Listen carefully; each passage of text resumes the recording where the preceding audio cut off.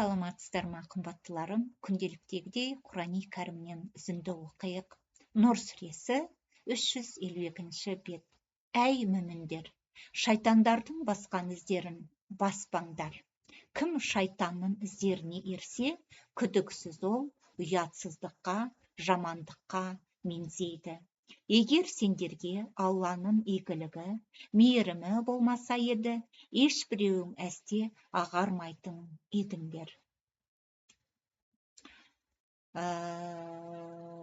Бірақ Алла қалаған құлын ағартады.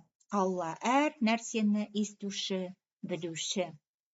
Сендерден кеңшілік, молшылыққа ие болғандар жақындарына, міскіндерге, мұхажирлерге Алла жолында бермеуге ант етпесін.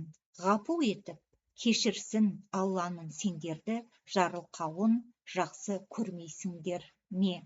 Алла аса жарылқаушы, ерекше мейірімді. Расында абыройлы, мүмін ақниет әйелдерге жала қойғандар дүние ақиретте қарғалады.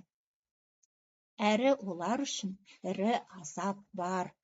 Қиямет күні оларға тілдері, қол-аяқтары не істегендеріне айғақ болады. Сол күні Алла оларға лайықты жазасын толық береді. Сондай-ақ рас Алланың ашық шындық екенін олар біледі. Сұм әйелдер сұм ерлерге, сұм ерлер сұм әйелдерге, сондай-ақ екі әйелдер екі ерлерге, екі ерлер екі әйелдерге лайық.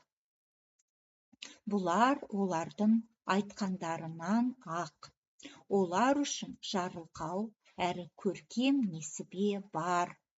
Әй мүміндер, өз үйлеріңнен басқа үйге рұқсат алмайынша, әрі үй иесіне сәлем бермейінше кірмеңдер.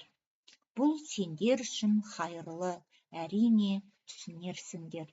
Нұр сүресі 352 бет.